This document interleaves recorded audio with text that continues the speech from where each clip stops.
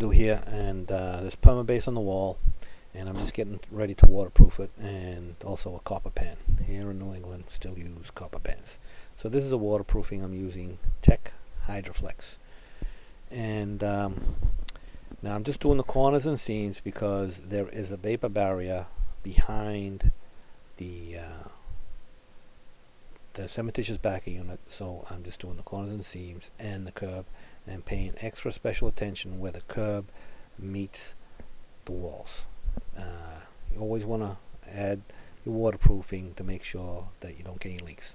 And then this is a 12-inch by 4-inch subway tile, and I've started from the second row up. I put the ledger board in level on both walls, and I'm going to put the last couple of rows in after I've put the mud in and after I've put the shower floor down. So these tiles, when you put them tight together, there's no space in between the tiles. So what I've done is I've used these blue horseshoe spaces to create a 1/16 of an inch grout line. And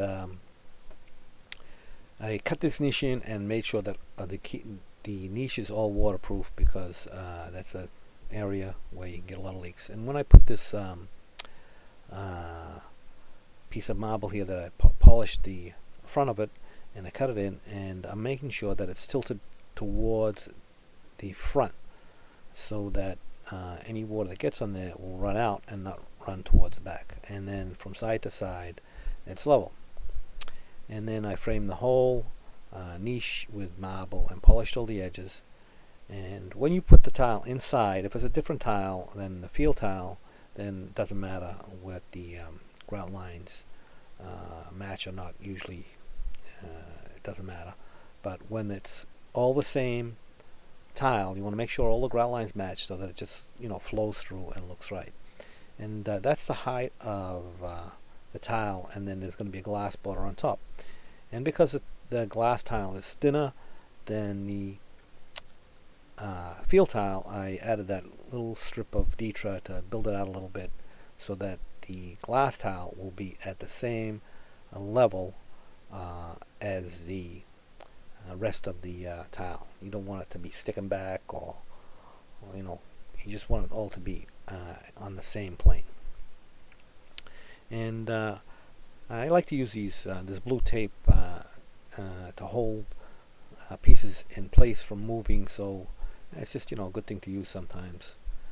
And so now I'm moving on to the floor, and what I use here is a modified thin set. I'm using Fulflex by Tec to adhere the Ditra to the floor.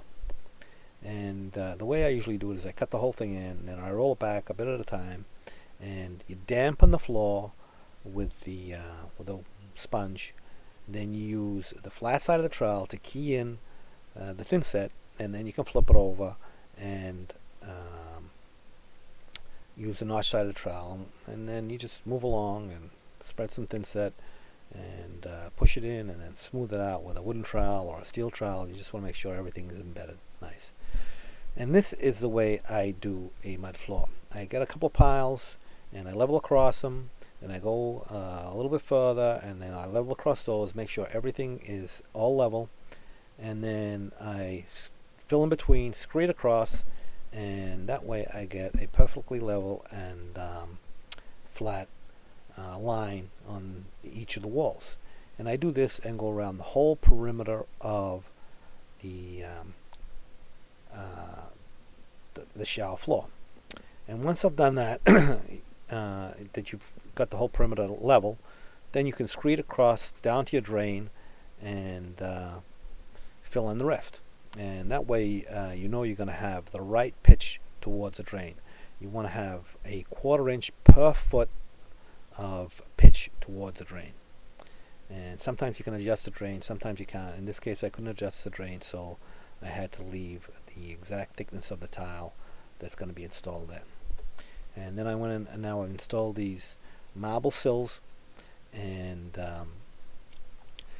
I'm also waterproofing the mud here this is the weekend's gone by here now, and I'm waterproofing this mud so that you minimize. And I'm actually using Hydraban here by Latacrete because that's what was available to me at this time, and so that I'm waterproofing the mud so that very little water or no water actually will get into the mud. And on the floor here, these are 12 by 24 inch tiles, and I'm using this tornado leveling system to eliminate the lippage, and I'm using a 1/2 inch square notch trowel, back buttering the tiles, and then setting them into the thin set. And the way you take these rings off and break the clips that go under the tile is you either kick them off in the direction of the grout or you hit them with a rubber mallet. I found that the rubber mallet actually works better than kicking them. And so then you just want to make sure you clean any thin set that's between the tiles. And this system does a pretty good job of eliminating the lippage.